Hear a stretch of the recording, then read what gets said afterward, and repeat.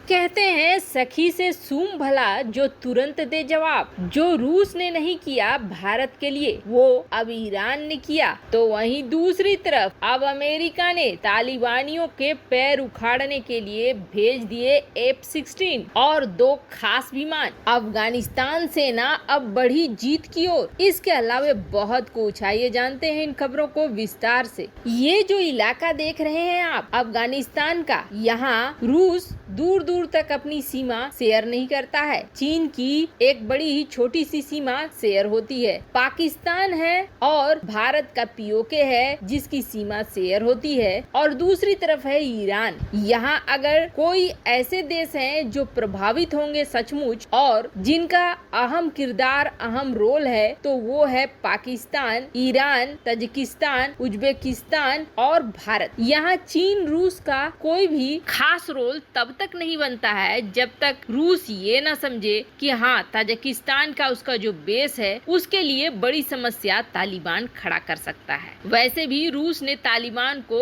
भुगता हुआ है, इसलिए रूस ने अपनी तैयारी मजबूत रखी है। पहले तजिकिस्तान के बॉर्डर पर, फिर उज्बेकिस्तान के बॉर्डर पर अपने युद्धाभ्यास लगातार कर रहा है, लेकिन फिर भी शांति वार्ता करने के लिए तालिबानियों को बुला तो रहा है, ट्रायोका प्लस का गठन भी कर रहा है, पर इस ट्रायोका प्लस में न तो ईरान को शामिल किया गया और न भारत को शामिल किया गया। शामिल किसे किया गया? पाकिस्तान को शामिल किया गया। रूस ने तर्क भी दिए, तर्क अलग अलग तरीके के दिए कि भारत चूंकि तालिबान और अफगानिस्तान दोनों से संबंध नहीं रख रहा है, सिर्फ अफगानिस्तान के साथ रख रहा है, तालिबान के खिलाफ कई बार बयान भी दे दिए हैं, इसलिए भारत को नहीं बुलाया। कथित तौर पर यह भी कहा गया कि चीन और पाकिस्तान के दबाव में रूस ने ऐसा किया, पर ये सारी बातें फिर भी इग्नोर हो जाए। लेकिन रूस की एक स्टेटमेंट चुभने वाली स्टेटमेंट थी, जहां रूस ने चीन के साथ युद्धाभ्यास शुरू कर दिया 10,000 सैनिकों के साथ, ये कह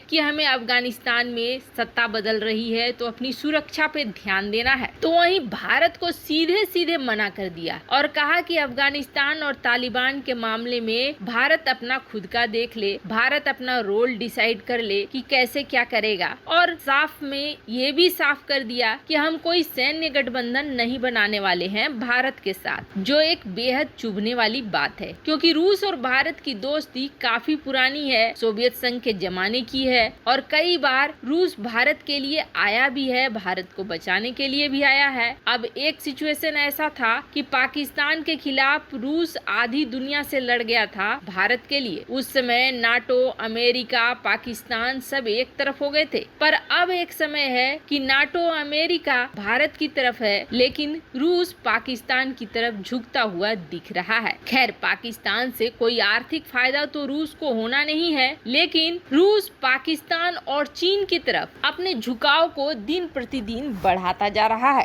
पर इस इलाके में एक देश ऐसा भी है जिसने भारत की मदद करी, और वो देश है ईरान। हाल ही में ईरानी राष्ट्रपति के शपथ ग्रहण समारोह में पहुंचे जयशंकर, हमारे विदेश मंत्री, जब ये वहाँ पहुँचे तो जो नए राष्ट्रपति वहाँ बने हैं रईसी, उन्होंने भारत के सुर में सुर मिलाते हुए बड़ा बयान दिया और ये कहा कि इस क्षेत्र में भारत अफगानिस्तान में शांति के लिए जो कुछ भी कर रहा है वो बेहद खास है और बहुत महत्वपूर्ण होने के साथ साथ सही भी है, और हम चाहते हैं कि ईरान और भारत के बीच इस तरह के एग्रीमेंट हो, डील हो, ताकि अफगानिस्तान के लिए हम लोग कुछ कर सके। अफगानिस्तान की जनता के हाथ में होना चाहिए कि वो सरकार किसे बनाती है, न कि कोई जबरदस्ती सत्ता पर बैठ जाए, जैसे कि तालिबानी जबरदस्ती सत्ता पर बैठने की कोशिश कर रहे हैं। वैसे आपको बता दें, ईरान के लगते बॉर्डर पर भी तालिबानियों ने कब्जा करना शुरू किया था। खैर, यहाँ पर जहाँ ईरान भारत को अफगानिस्तान के मुद्दे में बेहद खास समझ रहा है, तो रूस खास समझ नहीं रहा है, क्योंकि रूस, चीन और पाकिस्तान की खुद की पॉलिसी सफल नहीं होगी। लेकिन अभी बहुत दूर है उनके सपने पूरे होने। तालिबान को जो वो सोच रहे हैं कि तालिबान सत्ता पे आ जाएगा, इतनी आसानी से आने वाला नहीं है, क्योंकि पिछले 24 घंटों में तालिबान को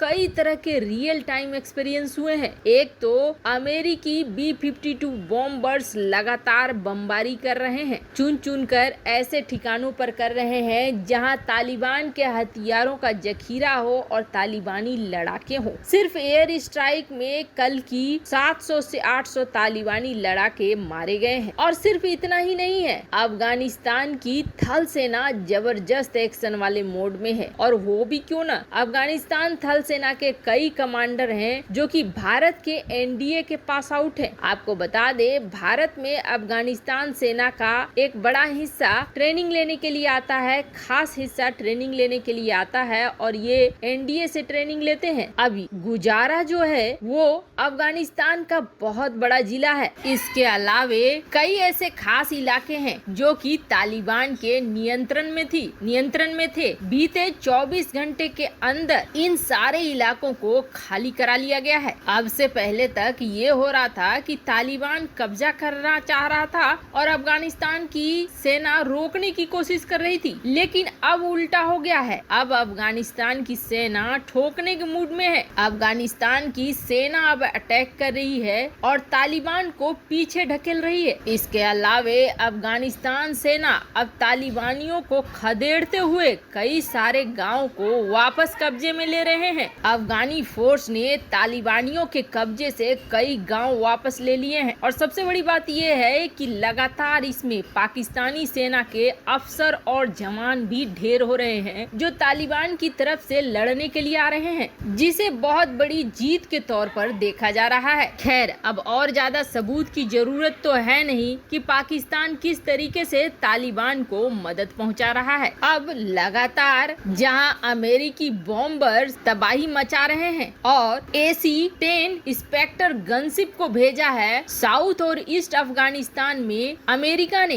तो वहीं अब अफगानिस्तान की वायुसेना के साथ अमेरिका ने F-16 फाइटर जेट्स को उतार दिया है जो सीधे पूर्वी और दक्षिणी अफगानिस्तान में लगातार हमला कर रही है। आपको बता दें, ये जो हेलमंड का इलाका है, इस इलाके में अमेरिकी बॉम्बर्स ज्यादा हमला कर रहे हैं, F-16 विमान ज्यादा हमला कर रहे हैं। ऐसा इसलिए क्योंकि इस इलाके में तालिबानी लड़ाकों की संख्या ज्यादा बताई जा रही है और इसी दौरान पाकिस्तानी सेना के जवान भी मारे जा रहे हैं। वैसे आपको बता दें, पाकिस्तान ने अफगानिस्तान को ये कहा कि 17 अगस्त और 19 अगस्त को मिलते हैं और मिल बैठकर इस समस्या का समाधान करते हैं, पर अब वो मीटिंग भी कैंसिल हो गई है और बदले में अमेरिका धुआंधार तरीके से धोने पर उतर आया है और अब बिल्कुल तालिबान के पैर उखड़ने लगे हैं। तालिबान वापस से जम पाएगा, इसका कोई आसरा दिख नहीं रहा है। रूस, चीन और पाकिस्तान की कई प्लानिंग्स अब धरी हुई रह रही हैं। वैसे आपको क्या लगता है, क्या भारत को अफगानिस्तान मुद्दे में ईरान के साथ कोई डील फाइनल करनी चाहिए? कमेंट कर अपनी राय जरूर बताएं। जल्द मिलते हैं अगले वीडियो में नई खबर के साथ।